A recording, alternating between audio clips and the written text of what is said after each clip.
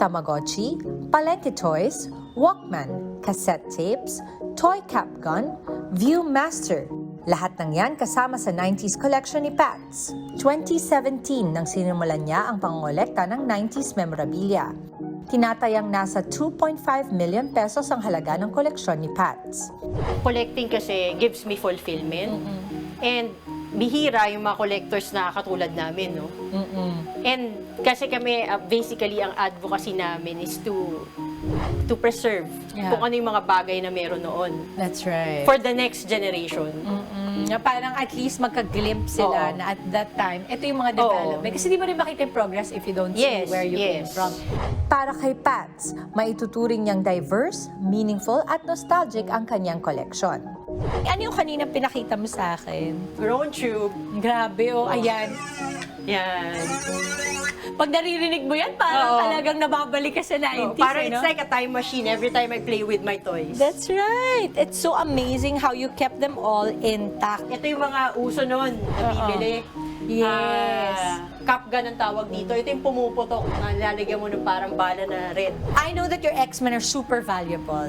For as a collector, importante sa'yo that the first edition you always try to get. Yes. Number one na edition or number one na copy. Tapos, first appearance. Yun ang mahalaga sa comics. This is the first appearance of Bishop. Oh, cool. Ito yung interconnecting kasi siya na cover.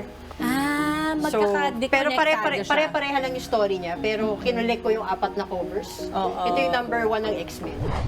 Sa ancestral house ng kanyang pamilya, nakatira si Pats. Dito rin nakadisplay ang ilan sa kanyang collection habang ang iba ay nakatago sa bodega. It's so lovely. Even the flooring, never na renovate. Never. Kumbaga, maintenance lang talaga. This house was built with a lot of love and laughter. This was our playground. 17 grandchildren kami. Ang kukulit namin dito. Lagi kami nakatambay sa sala na to. Even the walls are wood.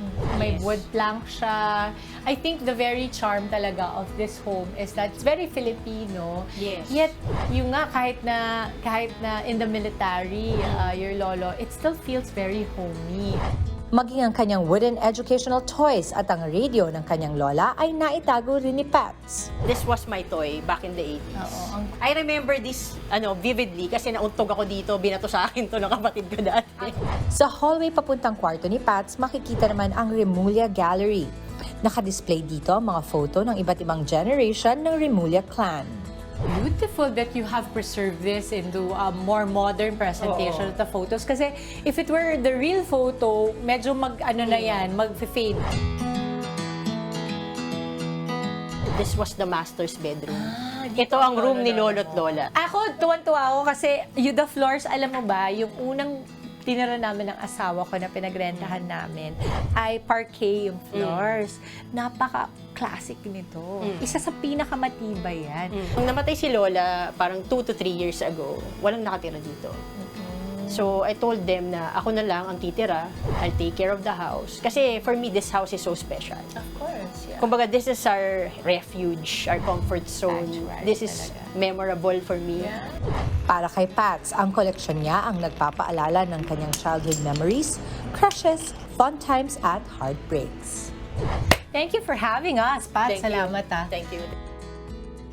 Mga kapatid, Dimples Romana po, kumpletuhin ang inyong umaga ng mga kwentong puno ng inspirasyon. Salubungin po ang bawat araw ng may ngiti at pag-asa. Kaya't mag-subscribe na po at mag-follow na sa aming social media pages ng News 5.